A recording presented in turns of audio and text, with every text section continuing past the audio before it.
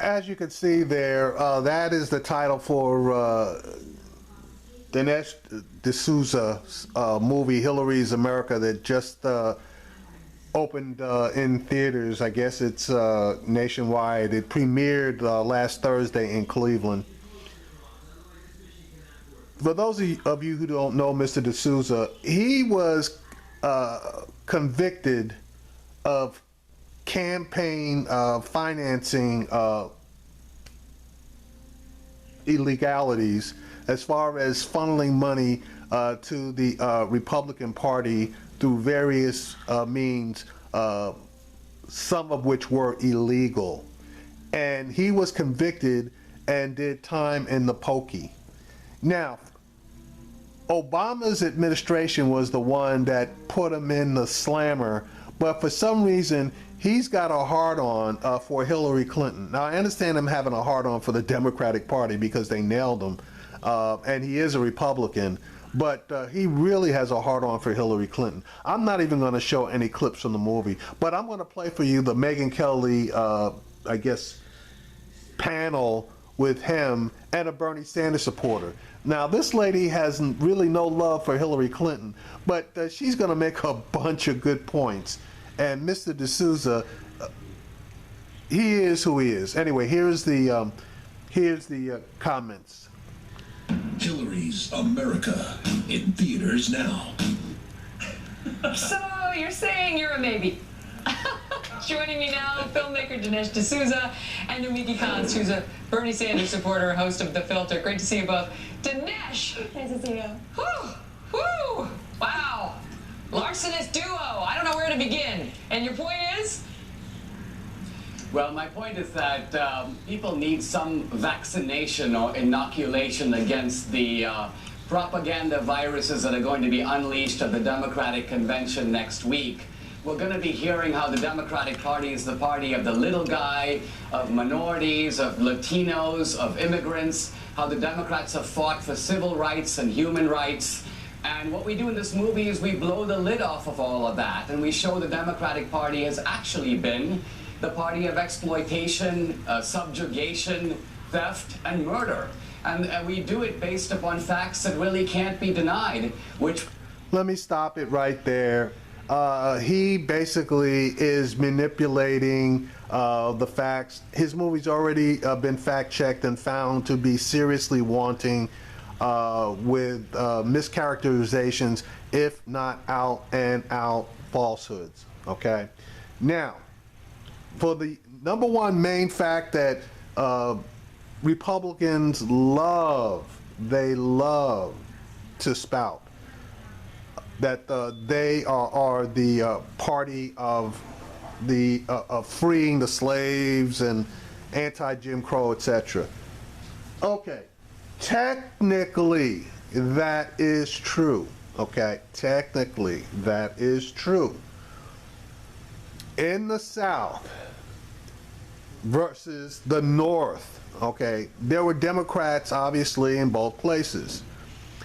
Your Southern Democrats, okay, were Democrats that supported obviously slavery, Jim Crow, etc., etc., etc.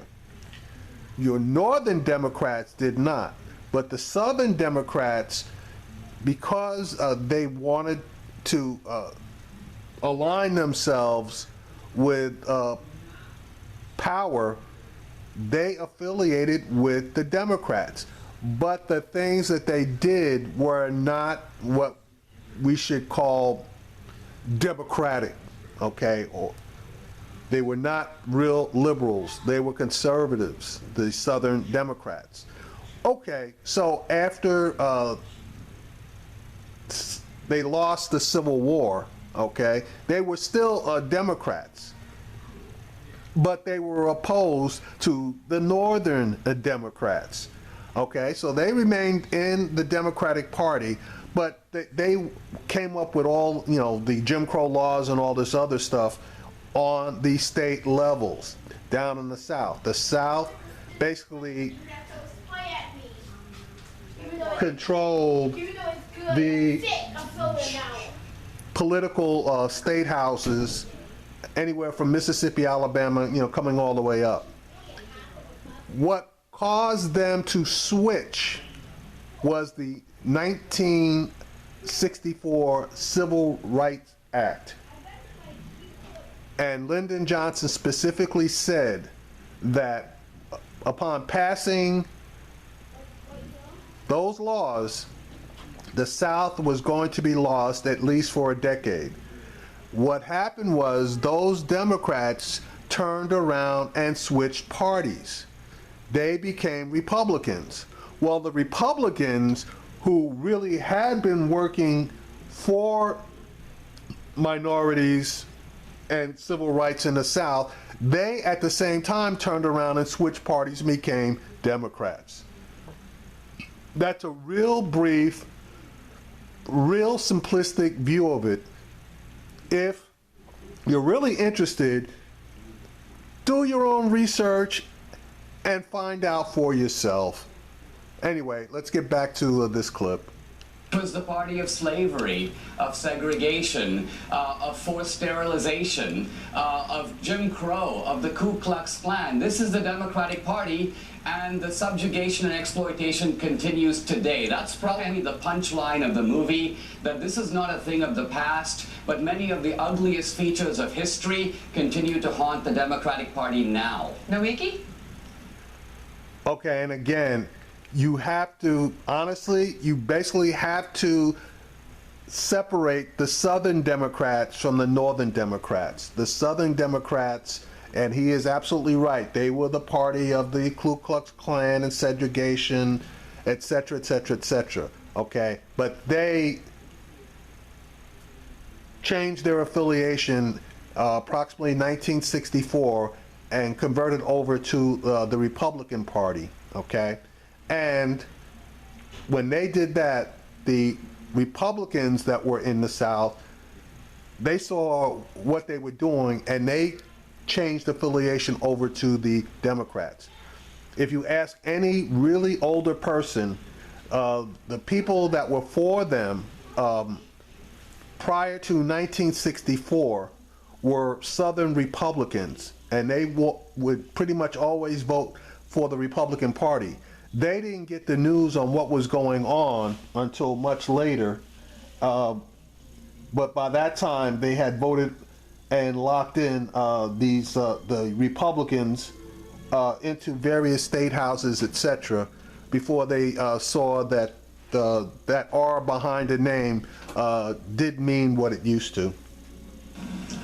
This movie is no Citizen Kane. It's a parody of a parody of a parody of a conspiracy theory movie. Listen, I wish the Democratic Party was that powerful. But the reality is that the Republican Party has the House, they have the Senate, they have every single state pretty much controlled in the legislatures. And listen, if Hillary Clinton was so powerful, this is a woman who had 2 super PACs, had 470 super delegates stacked up a year before she was running for office. She had Debbie Wasserman Schultz running the DNC, her former chair. She had more money than God, and yet this socialist from Vermont was able to get 46% of the vote in pretty close primaries. So if she was that powerful, I mean, listen, I'm not the biggest Hillary Clinton supporter, but she's not as powerful as you think she is, and I'm sure you're making a lot of money off this movie. It's a good time to be in electoral politics for documentary filmmaking. Well, of course, it did come out today that not only did she have a lot of power, but she had some friends in high places, because these leaked DNC emails reveal that the Democratic National Committee was putting its thumb on the scale for her over Bernie Sanders, talking about how they... Hell, we already knew that. I mean, I'm a big Bernie Sanders supporter, and we knew that Bernie got jobbed, okay? If everything had been equal, and they had kicked Debbie Wasserman Schultz's ass off of the DNC committee, Bernie might have had a better shot. He might have beat her, to be honest with you. And there's still all kinds of allocations regarding voter irregularities, especially in the Northeast. So, but I'm not even going to go there. You know, it's over. You know, she got it by hook, more so than by crook, but she's gotten it. So we need to move on. But Bernie, he deserved better than he got, and I'll be honest with you, I'm going to have a hard time pulling a lever for that particular Democrat. There's no chance that I'm going to pull it for Trump, but I'm going to really think long and hard before pulling a lever for her, because out and out, I honestly believe she cheated. Plan a narrative that his campaign was a mess. One comment that doesn't mention him, but talks about questioning a candidate's religion.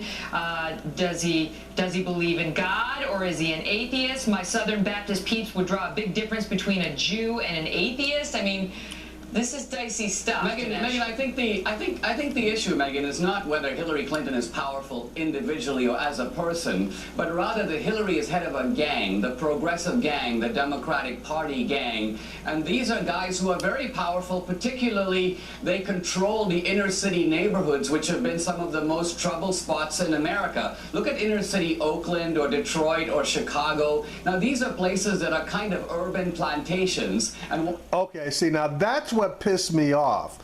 When he starts throwing out the word plantation, he totally lost me.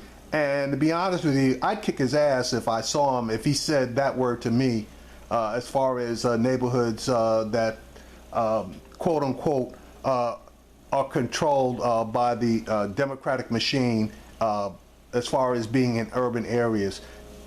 What I mean by that is they resemble the old slave plantations, ramshackle dwellings, a great deal of violence necessary to keep the place Dinesh, under control. there's no question that we have problems in the inner cities, but no, Mickey, Dinesh puts it all on the Dems.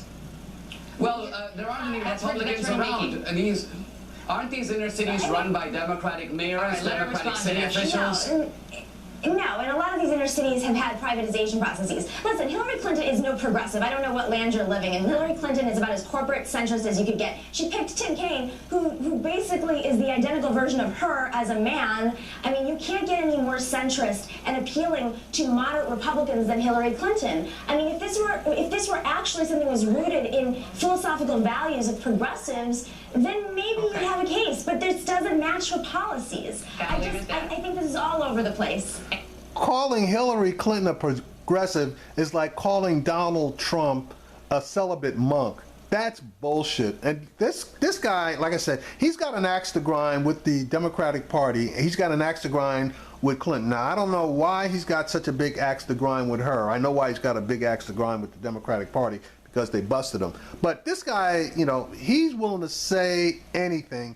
And from what I understand from his film being fact-checked, his film is full of shit as well. And I'm going to end it right there.